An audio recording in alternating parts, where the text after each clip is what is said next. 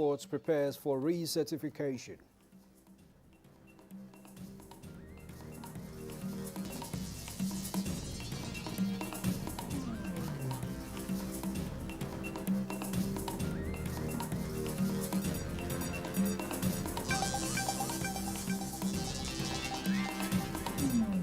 Minister of Information and Culture tax media practitioners on integrity.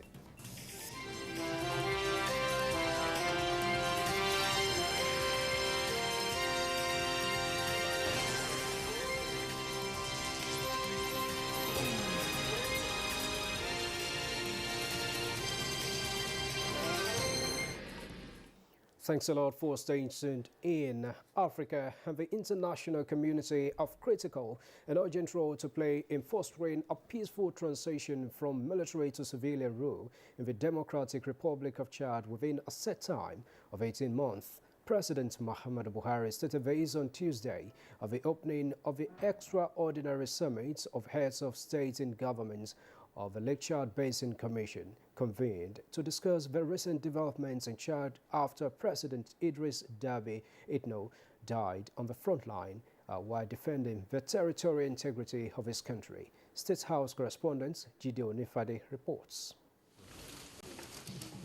At the head of the Oval Table sat President Muhammadu Buhari as chair of leaders of the Lake Chad Basin Commission member countries and convener of the Extraordinary Summit. Prominently on the table is the development arising in the Republic of Chad, occasioned by the death of former leader Idris Deby. That the threat of further conflict. President Muhammadu Buhari says the need to support the Chadian government by all to effectively carry out its planned 18-month transition is sacrosanct. We have collectively shown that with commitment and with the desired support from the international community and our development partners, we can achieve success.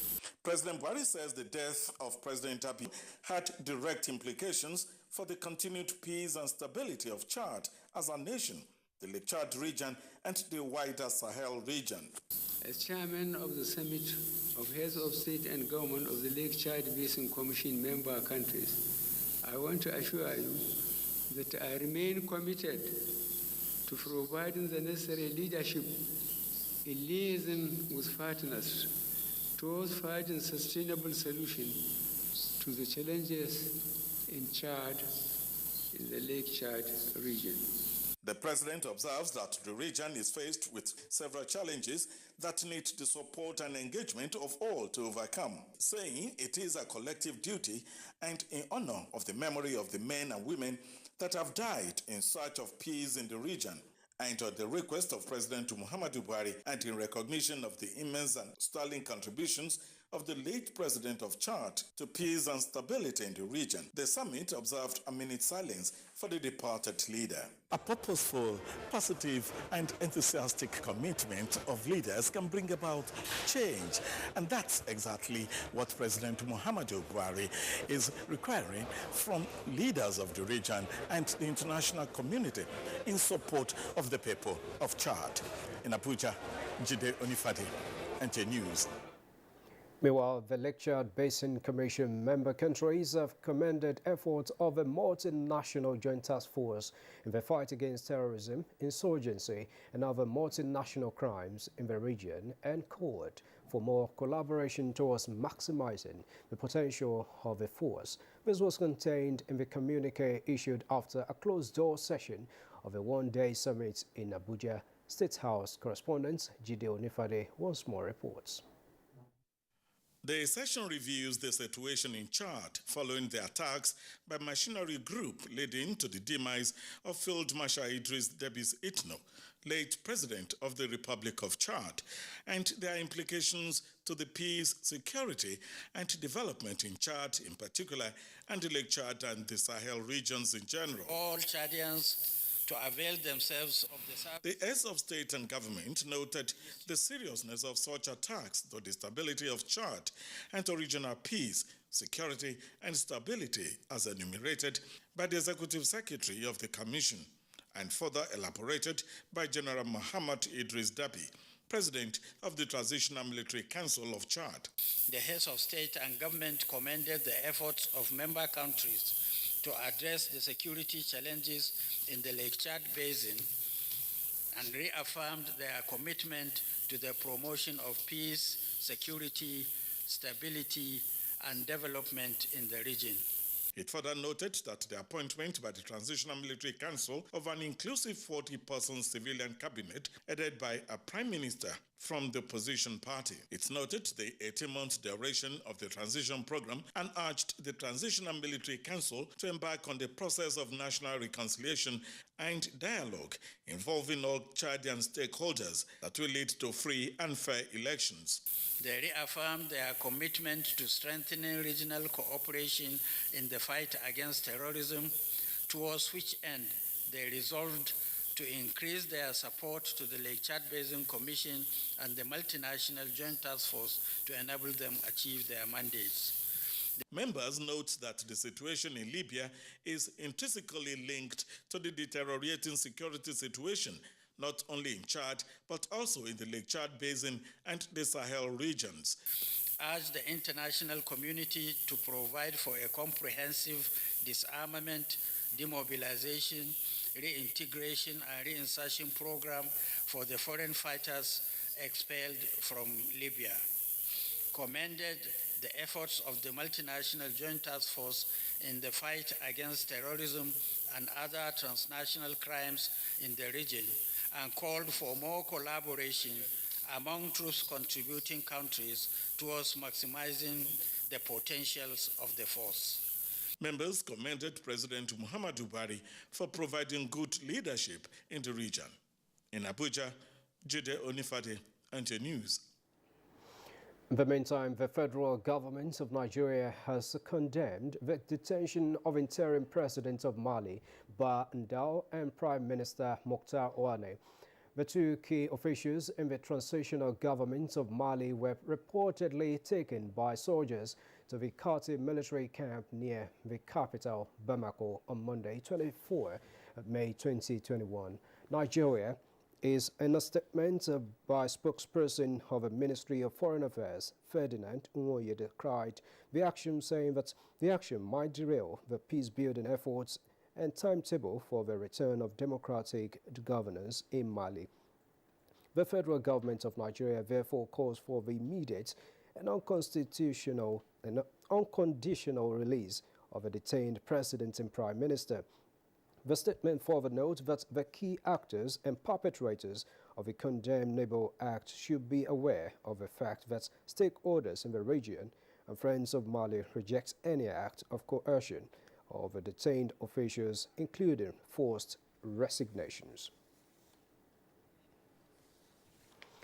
And today is 2021 World Day for Cultural Diversity for Dialogue and Development, with the federal government poised to take culture to the next level in Nigeria. Several activities are lined up to mark the day. One of such is a show at the radio.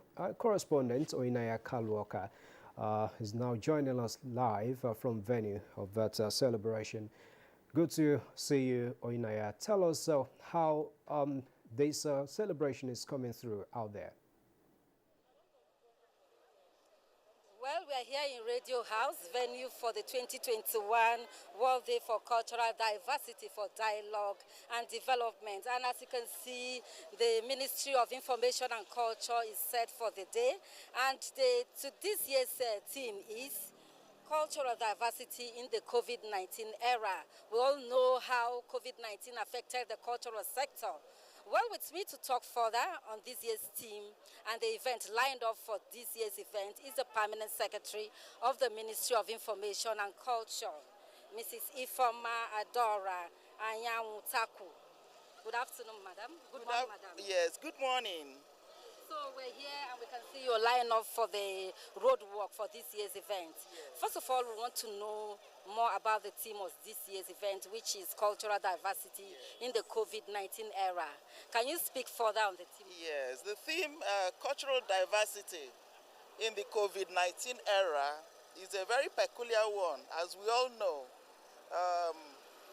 This year and 2020, we have been besieged by the COVID-19 pandemic, which has adversely affected virtually everything we do. Our culture is affected, the tourism sector is affected, virtually all walks of life are affected. But we are not resting on our oars, because we do believe that culture is an instrument for peace, is an instrument for unity, is an instrument for development, is an instrument for economic growth. Yes, so we are here today to celebrate culture. The World Day for Culture is an annual event that is celebrated worldwide. So here in Nigeria, we have joined the rest of the world to celebrate the 2021 World Culture Day. Okay, Madam, besides being marked as because of the COVID-19, which is the theme of this year's event, we also know that this day is used to bring about unity and peace among communities, because we know that culture plays a very critical role towards development. So what plans do the ministry have to making sure that culture is being used to foster unity in the country? Yes, I agree with you totally. Culture is an instrument of unity, is an instrument of peace. You find that in Nigeria we have various instruments with which we can actually, bring on this unity and peace through culture. We have our festivals. We have, for instance, the national troupe, which is a conglomeration of performers from different parts of the country. This becomes a unifying factor. They all come together and perform as one. You also have our drama, our dance sector. Of course, what we all know about even our Nollywood, which is also an instrument of projecting our culture. So all these instruments will, come together, and then we promote our country's culture and heritage. Okay, thank you very much. Right here, the PAMSEC is going to flag off the road walk, which commenced activities for the 2021 event. So, Madam, I can see you want to flag off. Can you go ahead? Okay.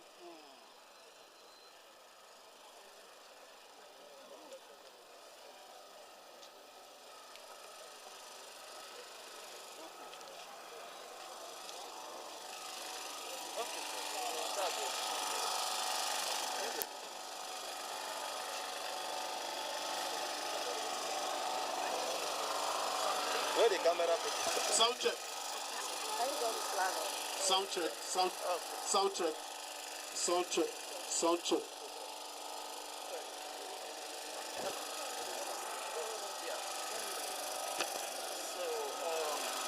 In the name of God the Father, the Son, and the Holy Spirit, I hereby flag off today's road walk in commemoration of the 2021 World Culture Day.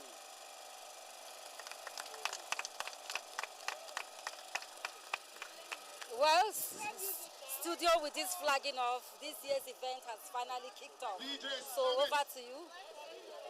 Thank you very much, Oinaya Kalwaka. That's the 2021 World Day for Cultural Diversity for Dialogue and Development, flagged off there in Abuja. And this is Venice 10 on NTA News 24. Time for a short break. More reports in just a moment. Stay with us. On behalf of the management, officers and men of the National Park Service Nigeria, the Conservator General, Dr. Ibrahim M. Goni, wishes to commiserate with His Excellency Muhammadu Buhari, GCFR, President and Commander-in-Chief of the Armed Forces, Federal Republic of Nigeria, over the sudden death of the Chief of Army Staff, Lieutenant General Ibrahim Atahiru, and other officers who lost their lives in the ill-fated military plane crash in Kaduna State on Friday, 21st May 2021. May their souls rest in perfect peace. Amen.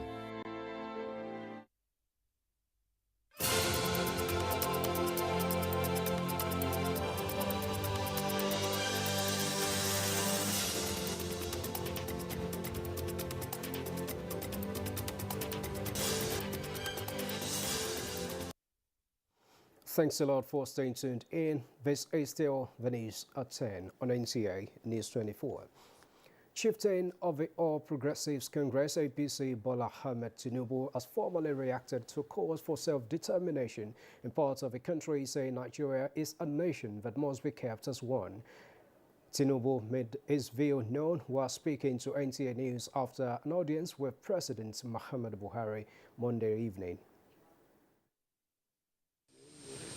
We already made our position clear that we want a one united, peaceful, stable country, productive and promising.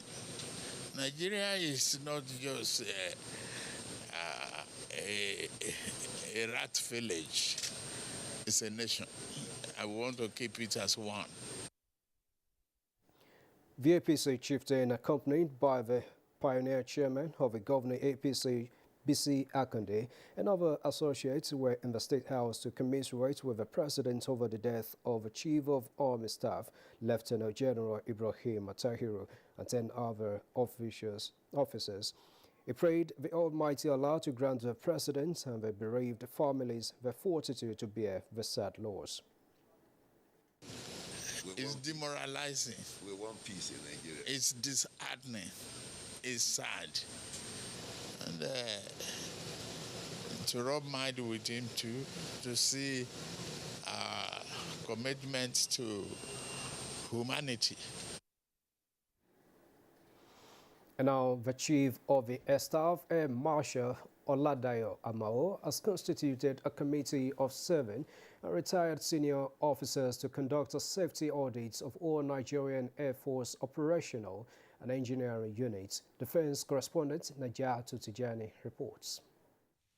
In a statement by the Nigerian Air Force Director, Public Relations and Information, Air Commodore Edward Gabwet, the committee is to be chaired by the Deputy Theatre Commander, Operation Hadenke, Air Vice Marshal Abraham Adole, and will, among other terms of reference, analyze safety reports, conduct safety evaluation of Nigerian Air Force units, and recommend measures to enhance operation safety in the units.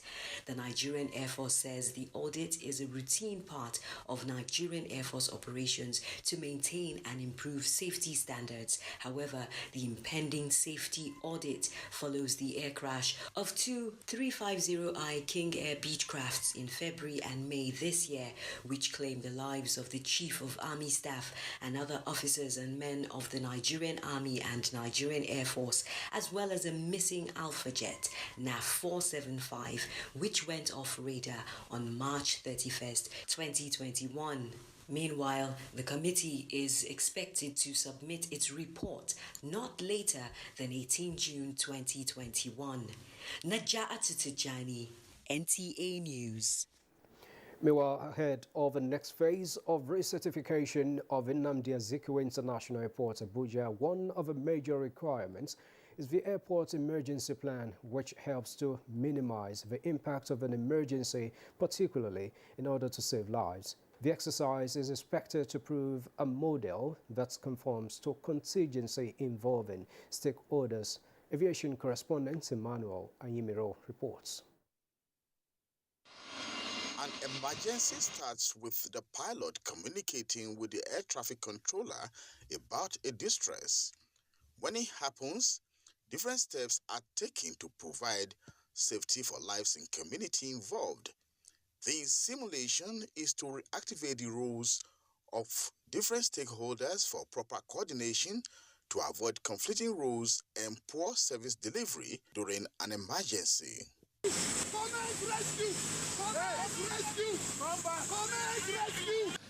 We go into MOUs with sister organizations like Federal Fire Service, hospitals, construction companies, so that in such case of accident or incident in the airport, we can call the NEMA so that they come to our rescue. So with this exercise, we'll be able to see our response by our stakeholders. With the training that has been going on, I think our men are better positioned. They have the response capability to carry out their job very, very well. Other areas of concern include how to communicate to the general public, particularly those who lost their loved ones, provision of security, effective command and communication among stakeholders, and managing residents around the crash site. We have some observers that cover the exercise that to tell us what they think are the shortcomings, and then we'll work on them. Abuja Airport recertification is expected to be carried out by the Civil Aviation Authority. Emmanuel Ayemiro, NTA News. Thanks a lot, Emmanuel. Northwest Geopolitical Zone Senate Committee on Constitution Review is appealing to stakeholders to actively participate in the public hearing while sustaining quality contribution for the peace and development of the nation. Haruna Mohammed reports that the committee chairman, Senator Kabiru Gaya, was speaking to the media in Kaduna ahead of today's public hearing. We'll bring you that report subsequently, but for now, let's join our correspondent in Kaduna, Hamza Musa Makarfi, who is at the venue of that public hearing. Hamza, can I see you on the screen? Yeah, you can actually see me. The cameraman have me on the screen, Tell us please. what the turnout is like on to that venue of this public hearing. Thank you very much, Musbahu. I tell you that people of the north-western geopolitical zone have answered the clarion call to be in Kaduna. Particularly, I'm talking about the host state of Kaduna, Kano, and Jigawa. You very well know that this exercise is going on simultaneously in geopolitical zones of the country. And already the hold behind me here is full to the brim.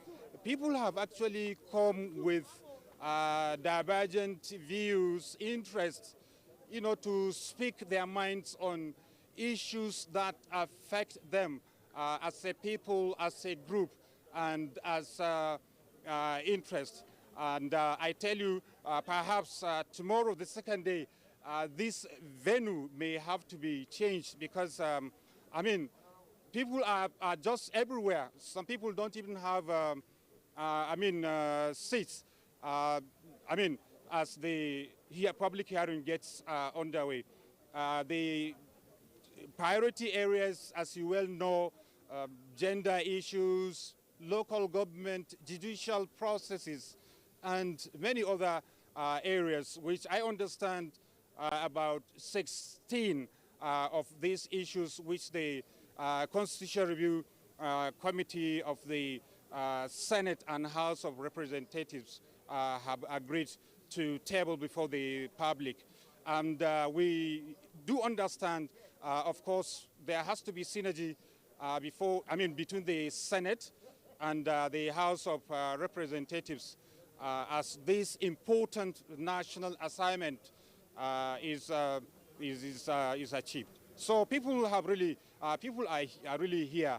And if I may remind you, constitutional review or amendment or change of the constitution totally is not, this is not the first time. You remember we have those constitutions that we had before Nigeria attained independence, talking about pre-independence constitution, Macpherson, Richard, Littleton, and so on and so forth. And of course, 1954, thereabout, when we had the first civilian regime under the Governor General, the great Zik of Africa. He was the last Governor General of Nigeria, you well know. And subsequently, we had the 1979, and what we have today in the 1999, which is under review. All right, thank you very much, Amsa McCarthy. I can see you are looking good to also be a participant of that event with your colorful attire. Now tell us, you must have spoken to some of the participants. How are they going to maximize this opportunity to table the issues they've been yearning for? Okay, thank you very much. I have one of the participants who is already here. She's Haja Rabi Musa Saulawa, the president of the Matan Arewa, Jam'iyyar Matan Arewa. Hajia, why are you here with your group of stakeholders? Let me start by saying that Jam'iyyar Matan Arewa was created in 1963 by our mothers, and they had the blessing of the then Northern Premier, Sir Ahmadu Bello of blessed memory. Our mothers started the struggle. We, their children, are now still continuing the struggle. And this struggle will continue until the Northern woman is allowed to participate in whatever the men are doing. Most especially now that the Senate is here now. We have only one woman senator, Aisha Binani from Adamawa State. You can imagine 19 northern states and FCT. There's only one woman senator. So how can we women get what we want when there's nobody to represent us there? And why is it that we don't get this representation? It's because the men don't even allow us to get there. So maybe if we can get the Senate to get a law whereby at least one senator from each zone, from each state must be a female, I think we can go a long way. So we are here, we have brought our memorandum, we have pages and pages, and we hope the senators will at least help us out this time and see that the northern woman has been left behind since from our mother's times. So we need women to participate more, most especially in politics, but we should be given a chance. Okay, Hajia, thank you very much. We wish you success in your presentation. What is happening now is other members of the committee being awaited, and I think, of course, the host governor, shortly we understand they will be here for this national assignment. Thank you very much, Hamza Musa McCarthy. We expect you to give us updates subsequently. This is the news at 10 on NTA News 24. Time for another break. We'll return shortly. For now, the best and most efficient way to avoid getting infected is through regular hygienic and sanitary practices, as well as social distancing. As individuals, we remain the greatest weapon to fight this pandemic. By washing our hands regularly with clean water and soap, disinfecting frequently used surfaces and areas, coughing into a tissue or elbow, and strictly adhering to infection prevention control measures in health facilities, we can contain this virus.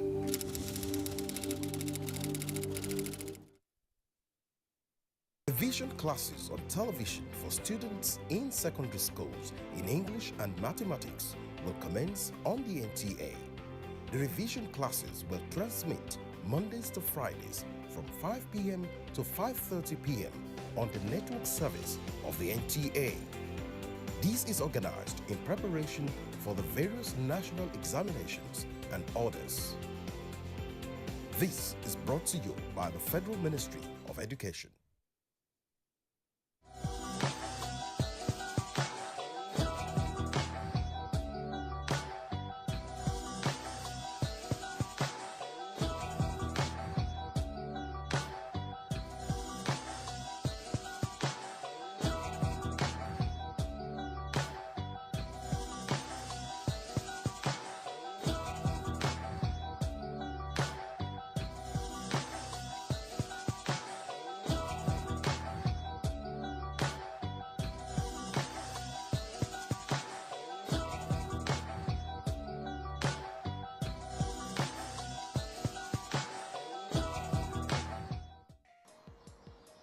Hello and welcome, it's Visual Impressions on NTA and I am Umar Mohammed.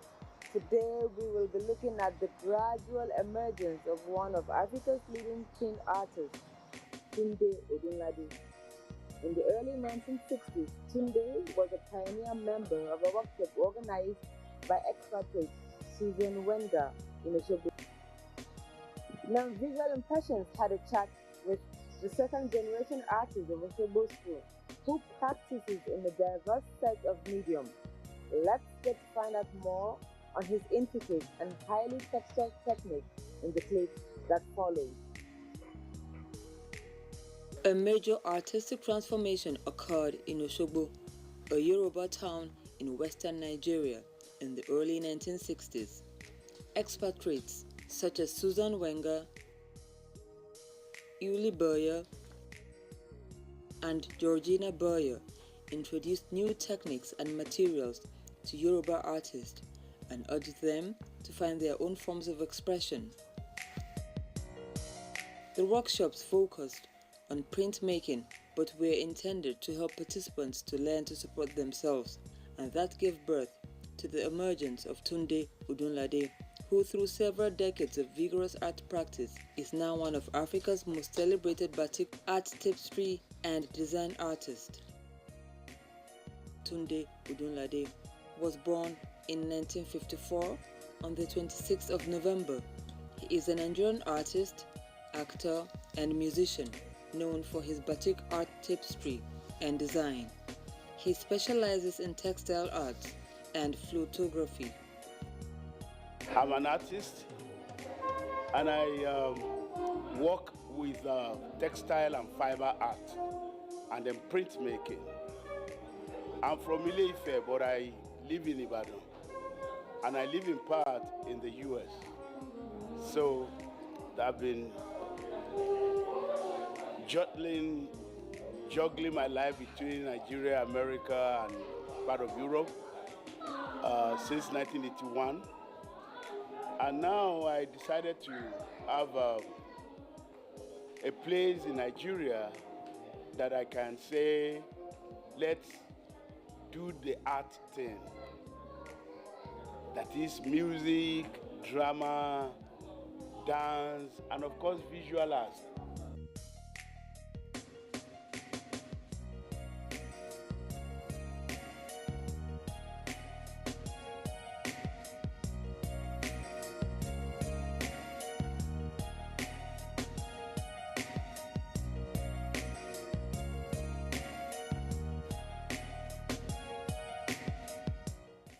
In the early 1970s, Tunde studied with Yinka Adeyemi, a member of the Osogbo School of Arts that was largely responsible for the explosion of creative contemporary art emanating from Nigeria under the Obafemi Awolowo University in Ile-Ife.